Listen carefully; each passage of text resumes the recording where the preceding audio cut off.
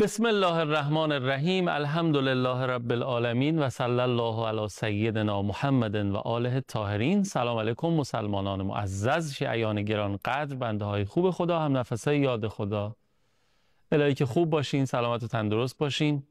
همونجور که دارید ملاحظه می‌فرمایید به دعای شما ما همچنان نایب الزیارتون هستیم در 40 اختران شهر مقدس قم، امامزاده موسی مبرقه عزیز و نازنین که از اون امامزاده های باصفا واجب التعظیم و لازم التکریم هستند، فرزند بلافصل حضرت جوادالائمه علیه السلام، و زائران زیادی هم دارن از کشورهای مختلف، نه فقط ایران، از هندوستان و عراق و پاکستان و اینها، سادات تقوی و نقوی و رضوی و اینها که به ایشان برمیگردن، همه ارادتمند ایشان هستن و میان به پابوسشون. انشالله خدا نصیب و قسمت همه آرزومندان و شما هم بکنه زیارت با معرفتشون رو. اینجا هم این ذریح مطهر ذریح 40 ستاره فروزان آسمان امامت و ولایت هست، از نوادگان ائمه اطهار، عموما از نوادگان امام جواد و امام هادی علیهم السلام، که دیگه شما اینجا میایین دستون پر میشه، برمیگردین و زیارت میکنین امامزادگان عزیز رو.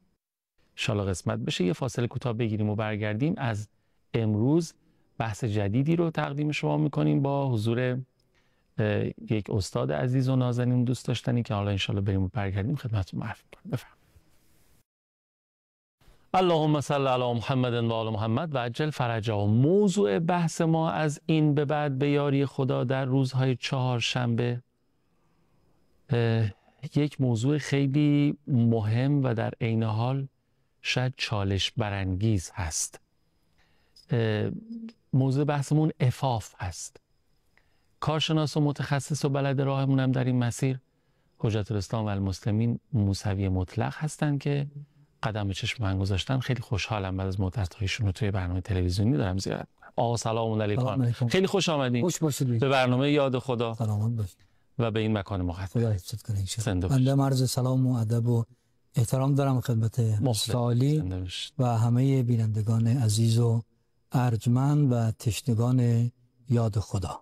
در خدمتتون. محبت دارین، خدمت از ماست. چه خبر؟ الحمدلله. همه چی خوبه؟ که خبر شد خبرش باز بده. آره. سلامت باشین. قم به شما خوش میگذره. بله. امامزاده موسی مبرقه و 40 اختران و اینجا شما قبلا مشرف شدین قطعا. بله مکرر. بعیده کسی اهل قم باشه و اهل ولا باشه و اینجا رو نشناسه، اینجا رو نیامده باشه. اگرم کسی احیانا کوتاهی کرده در اولین فرصت، حتما به زیارت این امامزاده واجب التعظیم حضرت موسی مبرقه و 40 اختران و نفوس پاکی که اینجا آرمیدن انشالله بیان. بالاخره بزرگان میگن که همونطوری که شما هم به خوبی اشاره کردید با اون فطرت پاکتون، میگن که بعید میدانند کسی اینجا بیاد و دست خالی بره. تو ذهن بزرگان ما وقتی توصیه میکنن این رو بیان میکنن که اندک خودشون این تجربه رو داشتن و در واقع زیارت این آقا و این آقازادگان مجرب است. خیلی خوب، دست شما درد نکنه. انشاءالله که حالا هم شما دعا کنید برای ما هم مردم. ما اینجا این روزا برنامه داریم دست پر برگردیم و خیلی هم التماس دعا میفرستن برای برنامه، میگن برای ما دعا بکنین. ما هم از کارشناسا میخوام، از شما میخوام که براشون دعا بکنید توی این مکان مقدس. انشالله رفع گرفتاری بشه و گره ها باز بشه و انشالله پاشون هم اینجا باز بشه، اونایی که واقعا علاقه‌مندن و آرزو دارن. خب ما همونطور که عرض کردم بحثمون عفاف هست. منتها شاید الان برای عده‌ای احساس میکنم تو ذهنشون ممکنه این سوال پیش اومده باشه که مثلا باید یه مجری خانم و یه کارشناس خانم مثلا نشسته باشن، چون این یه موضوع خانومانه است دیگه. شما میخواین راجع به عفاف صحبت بکنید. شما چه پاسخی برشون دارید؟ مهمترین پاسخ اینه که ظلمی که در حق عفاف شده همین تلقی. و واقعا شما درست اشاره کردید که نه گفت جانا سخن زبان همه بیان کردید. یکی از ظلم‌ها همینه، همیشه کلمه عفاف رو کنار حجاب آوردن. آره. لذا خیال کردن که این مخصوص مثلا یا بانوان هست که باید مثلا عفت داشته باشن، در حالی که آیات الهی و روایاتی که حالا حتی اون حجابش هم ظلمه که فقط برای خانم‌ها بدونیم. و در واقع مترادف هم نیستن. بله. که بگیم هم معنا هم. بله. بله، حجاب ذیل عفاف تعریف می شود. بله. و زایده عفاف هست که باید بهش پرداخته بشود.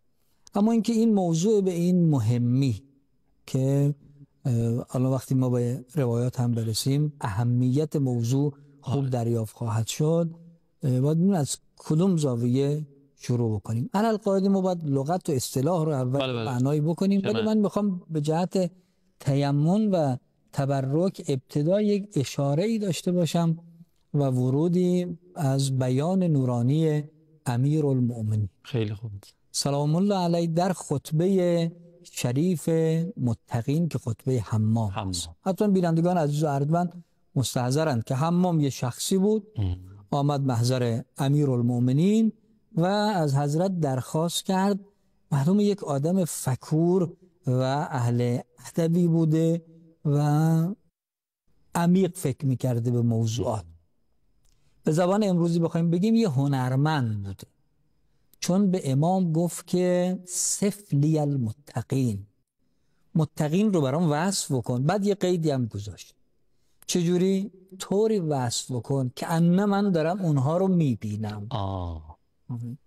مثل این که انسان ما یه معلمی داشتیم در ابتدایی، یک بخش مهمی از علاقمندی ما به دین مال همین معلم ما بود که وقتی میخواست مثلا جنگ‌های امیرالمومنین رو بیان بکنه طوری بیان میکرد در درس. اولا کتاب رو میبست، چون نوع تربیت ما ایرانی در مدرسه مطالعه گریز هست. میگفت نه آقا درس تموم شد، درس ول کنیم با هم قصه بگیم. در واقع همون درس رو داشت میداد. آره. خب ما هم دیگه خیال مراحت شد که درس و بحثی نیست، گوش کنیم قصه رو شروع میکرد. اینقدر زیبا وصف میکرد انگار ما در معرکه جنگ مثلا خندق الان قرار داریم. تصویرسازی خیلی اون فردم از امیرالمومنین همین خواسته بوده. همین خواسته، میگه یه طوری برام وصفون که انا داره میبینه. تصویرسازی. خب حضرتم فرمود هی بخواست بهانه بیاره، آره که متقین این چنه، یکی دو صفت رو بیان کرد، اما او جانش تشنه بود. اینقدر تشنه بود که آخر خطبه جان داد. الله. و بعد امیرالمومنین هم فرمود من از همین جاش میترسیدم، شهید راه عشق شد. وقتی امیرالمومنین، حالا تقاضا چقدر زیباست، بعد اجرا چقدر قشنگه. آره که طرف پای دیدن این نمایش واقعی جان داد. خب حضرت شروع کردن حدود 110 تا فضیلت رو، یعنی در واقع 110 تا شاخصه رو از شاخصه های متقین که خودش امام المتقین هست بیان کردن. یکی از اونها اینه که وقتی بیان میکرد فرمود که حاجاتهم خفیفه، قلوبهم محزونه، شرورهم مأمونه. حضرت با همین وزن بیان کرد انفسهم عفیفه، نفس این انسانهای متقین عفیف است، جان اونها عفیف است. حالا این عفیفی که وجود مقدس امیرالمومنین فرموده و روحش در قرآن زیاد آمده و کثرت روایات ما زیاد هست و در سری علما و بزرگان حالا هرچند جلسه‌ای که باشیم برسیم بیان بکنیم. یعنی چی؟ آیون میگن قوه درونی این عفت چی هست؟ عفاف چی هست؟ یه قوه درونی که تعدیل کننده شهوات و غرایز است. تعدیل کننده شهوات و غرایز است. دو تا نکته اینجا هست. یک، شهوات و غرایزی که در وجود ما قرار داره طبیعی است، همه داره. بله. اگر کسی نداشته باشه اون مریض. احسن. مثلا یک کسی افتخارش این باشه بگه من تو عمرم مثلا عصبانی نشدم، افتخار نیست، همینطوره، مریضی. یه جاهای انسان باید عصبانی بشه. پیغمبر که اسوه است اشداء علی الکفار و ما بینهم، مثلا نمیتونی بگی من افتخارش اینه که هیچ وقت عصبانی نشدم. امام معصوم بهش میگن کاظم، یعنی کظم غیظ داشته، غیظ داشته کظم کرده، کنترل میکرده. طبیعی است دیگه. یه کسی بگه من شهوت ندارم، مگه میشه چنین چیزی؟ انبیا که انسانهای کامل هستن، ائمه هم. خب این شهوات و غرایز که یکیش همین غریزه عصبانیت و اینها هست در وجود همه هست. دومی که باز یکی از واژه‌هایی که حقش ادا نشده واژه شهوت هست. وقتی میگیم شهوت یا شهوات ذهنها متبادر به مسئله جنسی میشن. یکی از وجوه در واقع یکی از وجوهش هست. بعضی شهوت شکم دارن که یه تعداد روایاتی در همین باب عفت وقتی بطن رو هم بیان میکنن حاضر به همینه. شهوت قدرت داره، ثروت، شهوت ثروت داره، شهوت، یعنی وقتی از حد خودش بگذره میشه شهوت. حالا این صفت عفت این رو تعدیل میکنه، یعنی معقولش میکنه. به اندازه‌ای که نیاز ضروری هست. قدرت، ثروت، هر چی هست به اندازه که یک کسی شهوت جنسی داره.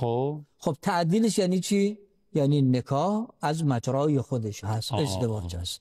اگر پا رو از این فراتر بگذاری شما آدم بی عفتی هست. معنیش اینه تعدیل کننده اینه. و اینم از فطرت انسان سرچشمه میگیری که وجود داره. و علمای اخلاق یک بخشی از کتب اخلاقیشون و مباحثشون راجع به همین عفت است که اون رو از فضائل اخلاقی برمیشمارن. حالا یه تعریفی هم دارن: خودداری از عمل با سخن یا سخنی که حلال و نیکو نیست، یا حرف یعنی قول، یا عملی که نیکو نیست، درست نیست. انسان خویشتن‌داری میکنه. یه آدم عفیف موقع داره حرف بی ربط میزنه، تو هم حرف بی ربط میزنی، آدم بی عفتی است. اما اگر نه اون حرف بی ربط زد، شما حرف بی ربط داشتید، میگن عفت کلام داشته باش. عفت کلام داشته اینجا عفت نفس داشته باش. گاهی هیچ قرآن که اصلا میفرماد و اذا خاطبهم جاهلون، یکی از ویژگی های جاهلان بی عفتیشون است. اصلا هیچ چیز رو مراعات نمی کنن در گفتار، در دیدار، در شنیدارها، در خطورات ذهنی و قلبی، در عمل. جاهل دیگه. عموم مثلا ببخشید حالا بیاد نمیدونم میگن دهنش چاکوبست نداره. دقیقاً هم چی اومد میگه، یعنی بی عفت. بی عفت. چارچوب نداره. هیچ چارچوبی نداره. حالا اگر کسی این به اصطلاح خودداری کرد از قول یا عملی که درست نیست، نیکو نیست، این شخص وایف. در واقع ما الان داریم شاخصه‌های رو مطرح می‌کنیم که خودمون رو محک بزنیم. ما با عفت هستیم یا نیستیم.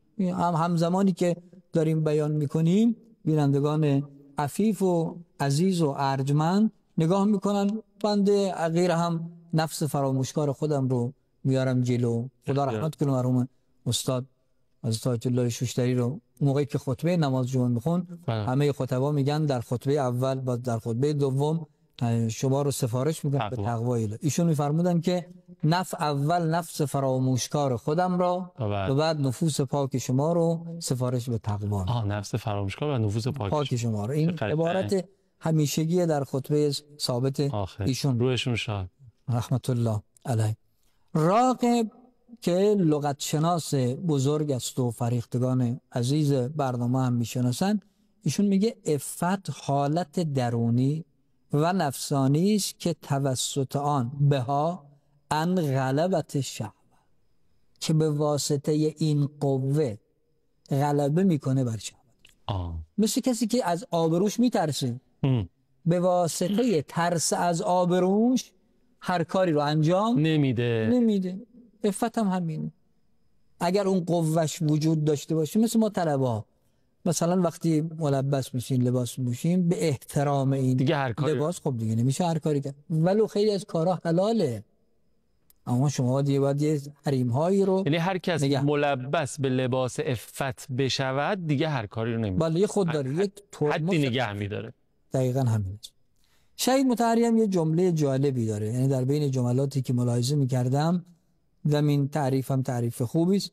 میگه عفاف و پاکدامنی، که پاکدامنی یکی از مصادیق عفاف است، یک حالت نفسانی است، یعنی رام بودن قوه شهوانی تحت حکومت چی؟ عقل و ایمان تحت تأثیر قوه شهوانی نبودن. یعنی اگر کسی بر او حکومت بکند عقل او و ایمان او، این معلوم آدم با عفتی است، آدم عفیفی است. اگر یک کسی بی عفتی در آورد بیرون، یعنی حاکم بر نفس او عقلش نیست، ایمان نیست، یعنی نه عقل داره نه ایمان داره. ما اگر آدمی رو دیدیم که عفیف نبود تو شؤون مختلفش، این آدم عاقل و مؤمن نیست. تمام. یعنی بهره از عقل و ایمان نداره، نبرد. به نسبه هر چقدر بیشتر بهره نداره. کمتر. این اینجا نگه داریم اگه موافق باشین. اجازه میدین؟ یه فاصله بگیریم برگردیم. خیلی دقیق و کاربردی دارن آقای موسوی مطلق میفرمون راجع به عفاف. ریشه‌ای هم شروع کردن تبیین به اصطلاح اصطلاحی و تعریف واژه و با نگاه به آیات و روایات. یه فاصله میگیریم برمیگردیم و تبیین میکنن، بیشتر استفاده میکنن. بفرمایید. خشم.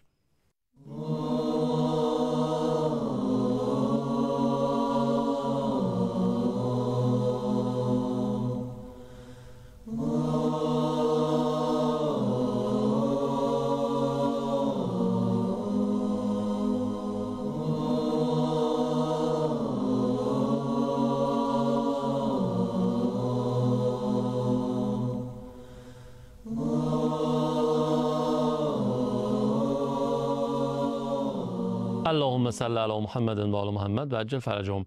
به نظرم خوب باشه الان اگر صلاح بدونید از دریچه قرآن و آینه قرآن هم ما بپردازیم. بله همینطور. مثلا نمیشه آره قرآن رو تو این موضوع به این مهمی.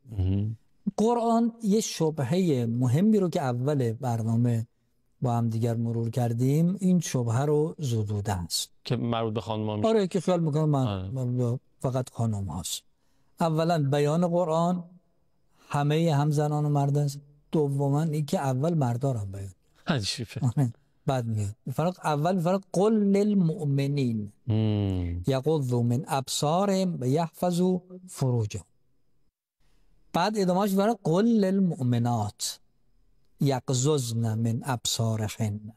بعد جدا یعنی اول آقایون کامل. بعد حالا بعد دوباره خانوما. این خیلی جای تأمل. پس اینکه آیون همه چیز رو گردن خانوما بندازن، نه عقل این رو حکم میکنه نه خدا بیان کرده. این رو باید همه داشته باشه. چه بسا اگر قدم اول رو آیون بردارن، قدم دوم درست برداشته میشه طبق این تقدم و تأخر. مثل اشتباهی که ما در امر معروف و نهی از منکر کردیم. چه اشتباه ما چیه؟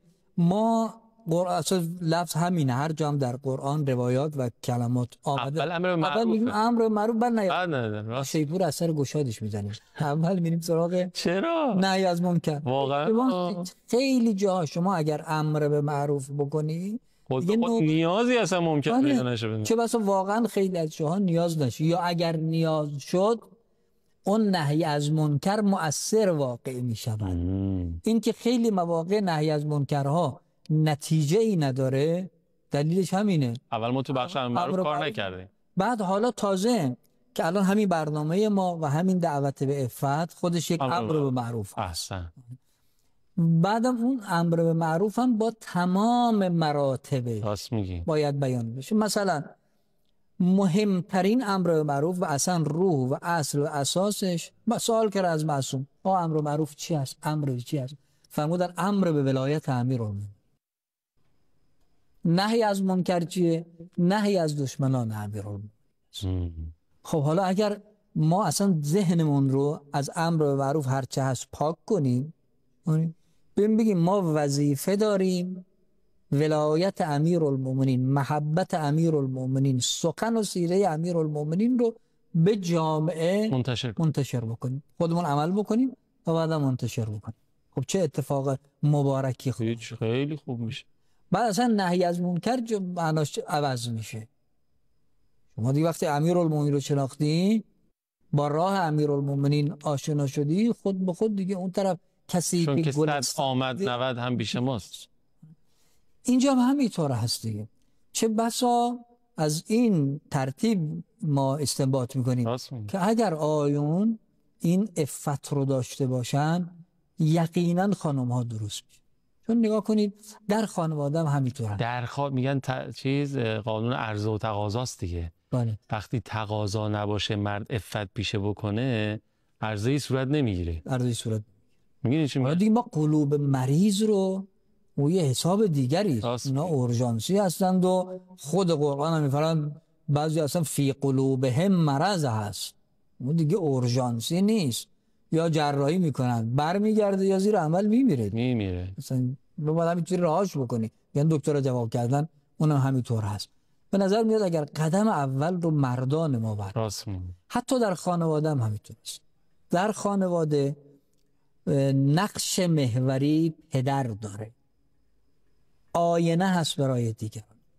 او هر کاری بکنه تأثیر گذار هست. یعنی اگر قدم خوب بودن رو مردان بردارن، زنان خوب میشن، بچه ها هم خوب میشن. این رو شانه خالی نکنیم از تکالیفمون. عفت رو باید از مردان آغاز کرد، بعدم خود به خود میاد سراغ، چون کار راحت تر میشه. اگر عفت اول از بانوان شروع بشود، امر بسیار دشوار است. اولین دشواریش اینه که گارد میگیره. کار خیلی، چون کار رو زیربنایی جلو نبردی. اما همون عرض و تقاضایی که اشاره فرمودید درست هم بوده، به جا هم بود. سیاق آیات هم همین. حالا کلا در این موضوع 4 آیه داریم، 3 تاش مشترک هست بین زن و مرد، یکیش هم مخصوص خود زن هاست. چرا مخصوص زن هاست؟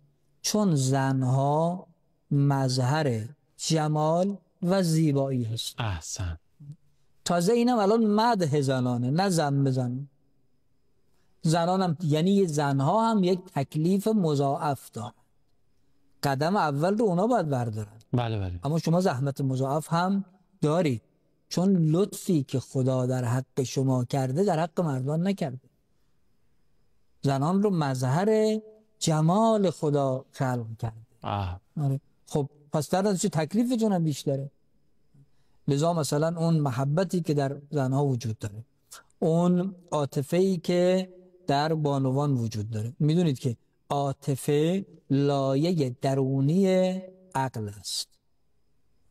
عاطفه لایه درونی عقل است. چطور؟ عقل یه پشتی داره، یه پستویی داره که درش حقایق یا مانیتور چی میگن، مغز چیزی کامپیوتر اسکن میکنن. نه، پشت کار، این اصل موضوع و دستگاه همش در اون پشت قرار داره. یعنی قوه عقل اگر میخواد خوب نمایش پیدا بکنه باید اون عاطفه باشه. این هم همینطور است نسبت بانوان. این عاطفه‌ای که خدا داده به بانوان، خب در نتیجه زحمت مضاعفی هم دارن که باید این به اصطلاح درخواست خدا رو به دیده منت بپذیرن.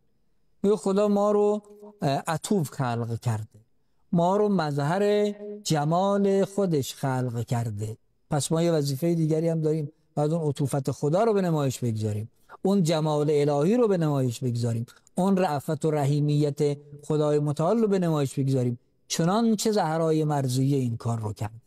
یعنی این رو اگر قرار باشه انسانی رو کره زمین به در نهایت اوجش به منصه ظهور برسونه، از طریق بانوانه، نه از طریق آقایون. بله همینطور.